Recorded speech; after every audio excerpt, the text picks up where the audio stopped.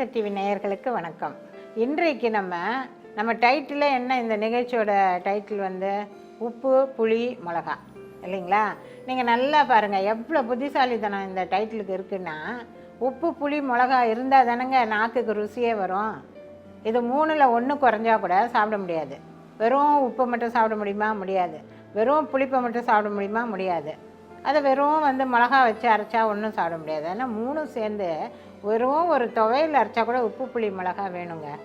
உப்பு புளி மிளகா வச்சு ஒரு துவையல் அரைங்களேன், வேறு எதுவுமே வேண்டாம், அவ்வளோ டேஸ்ட்டாக இருக்கும். அதை கொஞ்சம் எடுத்து கொஞ்சம் நெய்யை சூடு பண்ணி ஊற்றி கொஞ்சம் சாப்பாடு போட்டு சாப்பிட்டு பாருங்கள். 2 கைப்பிடி 3 கைப்பிடி தானாக இறங்கும். உப்பு புளி மிளகாவுக்கு அவ்வளோ பவர். அதில் இன்றைக்கி புளியை பற்றி தான் சொல்ல போகிறேன். புளிப்பு சுவை அப்படின்றது அறுசுவைகளில் ஒன்று. உங்களுக்கு தெரியும், அறுசுவைகள் இல்லாத நம்ம சாப்பாடே கிடையாது. அறுசுவைகளை சேர்ந்தது தான் சாப்பாடு. இந்த புளிப்பு சுவை அப்படின்னும்போது என்னென்னா, சில பேர் வெறுத்தா சொல்லுவாங்க, எல்லாம் புளிச்சு போச்சுப்பா. புளிக்க ஒரு பெரிய ஒரு வரப்பிரசாதமான இந்த புளி என்ன விஷயம்னா, கெட்டு போகாமல் பாதுகாப்போம். இப்போ நம்ம என்ன வச்சுக்கிறோம் வீட்டில்? ஃப்ரிட்ஜில் எதை எடுத்து வச்சாலும் கெட்டு போகாது இருக்கும். ஃப்ரிட்ஜில் வச்சு எடுத்து வெளியே வச்சு சூடு பண்ணி சாப்பிட்றோம். உண்மையிலேயே இப்படி ஃப்ரிட்ஜில் காய்கறிகள் பழங்கள் இதெல்லாம் தான் வைக்கலாம். உங்களுக்கு உணவுப் பொருட்கள் எல்லாம் அதிகம் வச்சு எடுத்து சாப்பிட்டா அதுவே உடம்புக்கு நல்லதில்லை. அந்த காலத்தில் ஃப்ரிட்ஜே இல்லாதது எவ்வளோ நல்லதாக இருந்தது தெரியுங்களா? ஃப்ரிட்ஜு இல்லாத போது நிறைய நோய் இல்லாமல் இருந்தது. ஃப்ரிட்ஜு வந்தப்புறம் நோயும் நிறைய வந்துருச்சு. ஏன்னா அது குளிர் ஊட்டப்படுது. தானாகவே டெம்பரேச்சர் வெளியே இருக்க டெம்பரேச்சருக்கு இல்லாமல் பாதுகாப்புக்காக குளிர் ஊட்டப்பட அதில் வைக்கிறோம். ஆனால் இந்த புளியெல்லாம் அப்படி கிடையாது. நீங்கள் புளி கரைச்சி ஊற்றும் பொழுது, அந்த காலத்தில் சும்மா இல்லைங்க, சமையல்லாம் எல்லாத்துலேயும் ஒரு சப்ஜெக்ட் வச்சு தான் பண்ணியிருக்காங்க, சொல்லி கொடுத்துருக்காங்க. அம்மா குழம்பு வைக்க சொல்லி கொடுப்பாங்க.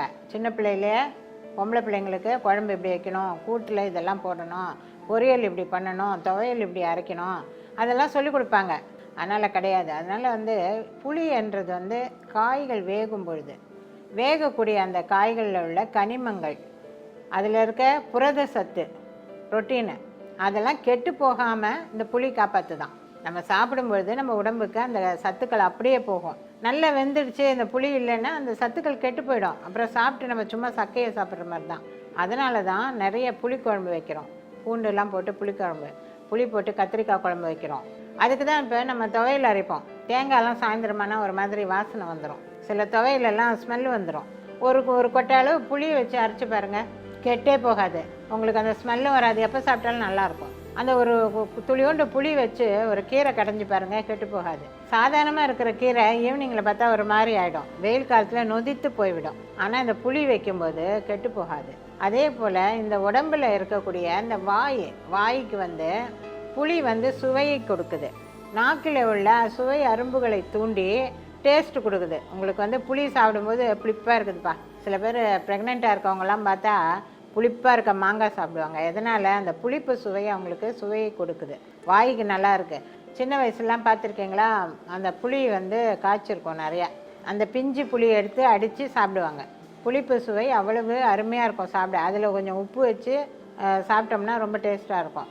அதே மாதிரி வயிற்றில் உங்களுக்கு செரிமான கோளாறுகள், வாந்தி வர மாதிரி, ஒரு மாதிரி வாந்தி வர மாதிரி இருந்தால் புளிப்பாக ஏதாவது, நம்மளே கூட புளிப்பு மிட்டாய் சாப்பிட்றோம் வாந்திக்கலாம். புளிப்பு மிட்டாய் சாப்பிட்றோம். அந்த புளிக்கு அந்த வாந்தி வந்தாலும் அந்த கொமட்டலை தீர்க்கக்கூடிய ஒரு பவர் இருக்குது. ரெண்டாவது இந்த புளியை நான் அதிகமாக பயன்படுத்தினா சூட்டை கிளப்பி விடும். அதே மாதிரி முட்டி வலி வரும், மூளை சூடுகள் எல்லாம் வரும். அதனால் புளியை அதிகமாக பயன்படுத்தாமல் மிதமாக தேவையானவற்றிற்கெல்லாம் பயன்படுத்தலாம். நீங்கள் பயன்பெறுங்க.